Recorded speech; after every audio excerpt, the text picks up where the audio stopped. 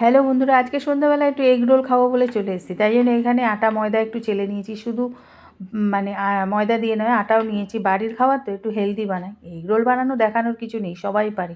তবুও তার মধ্যে একটু টুইস্ট থাকে। যাই হোক, এটা একটু মিষ্টি, একটুখানি সাদা তেল, আর দিয়েছি রেড কাউ টক দই। এই দিয়ে মেখে নিয়েছি। সত্যি বলছি, মানে দই দিয়ে যদি রুটি বানানোর সময় মেখে নাও না আটাটা সামান্য একটু, তারপর ভেজে রুটি খাও, খেয়ে দেখো কেমন লাগে। আর লুচি তো কথাই নেই, দারুণ লাগে খেতে। যাই হোক, আমি এটা এগ রোল বানাবো। ময়দাটা মেখে নিলাম, আটা ময়দাটা। আর এখানে বেলে নিচ্ছি। সেটা কিন্তু যেহেতু বাড়ির খাবার, ওই যে বললাম একটু হেলদি, তাই জন্য তেল দিয়ে নয়, আমি এখানে একটু আটা দিয়েই বেলে নিচ্ছি। আর এটা ভাজতে চলে এসেছি। অ্যাকচুয়ালি আমার এই তাওয়াটা খুব ভালো, ঝটপট সব উঠে যায়।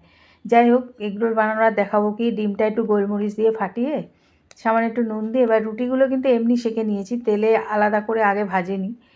তারপরে 7টা হয়েছে, আমরা 5টা বানাবো আর 2টো এমনি থাকবে। এই যে এবার এগুলো বানিয়ে নিয়েছি, একটু গোলমরিচও দিয়েছি ডিমের মধ্যে গোলাতে, এই যে একটা বসিয়ে দিয়েছি। আর এখানে টুইস্ট এবার আসছে, দেখো এটা যেহেতু বাড়ির খাবার, একটা ধনেপাতার চাটনি বানিয়ে নিয়েছি, কারণ এখানে বাইরের চিলি সস, টমেটো সস এগুলো কিচ্ছু যাবে না। আর শসা পেঁয়াজ কেটে নিয়েছি, এর মধ্যে দিয়ে দিয়েছি একটু চাট মশলা আর লেবু দিয়ে এটাকে মেখে নিয়েছি। গাজর আর বিট ছিল আমার কাছে, কিন্তু সবাই খায় না বলে দিইনি, যদিও আমার ভাল লাগে। এবার ধনেপাতার চাটনিটা বানিয়েছি কি দিয়ে জানো, কাঁচা লঙ্কা, আদা, জিরা আর টক দই এই দিয়ে ধনেপাতাটা বেটে নিয়েছি, মানে চাটনি বানিয়ে নিয়েছি। আর রসুন কয়েক কোয়া রসুন দিতে হবে।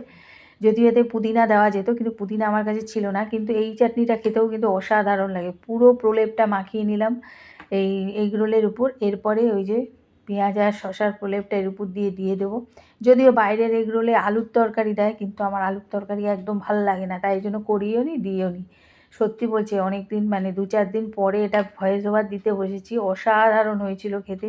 জানি যদিও তোমরা যারা বাড়িতে বানিয়ে খাও ভালো লাগে, তবে যদি টক দই দিয়ে না মেখে থাকো তাহলে এইভাবে একটু মেখে নাও, আর এরকম একটা চাটনি বানিয়ে উপর দিয়ে নাও, চিলি সস, টমেটো সস না দিয়ে। দারুণ লাগে আর হেলদিও।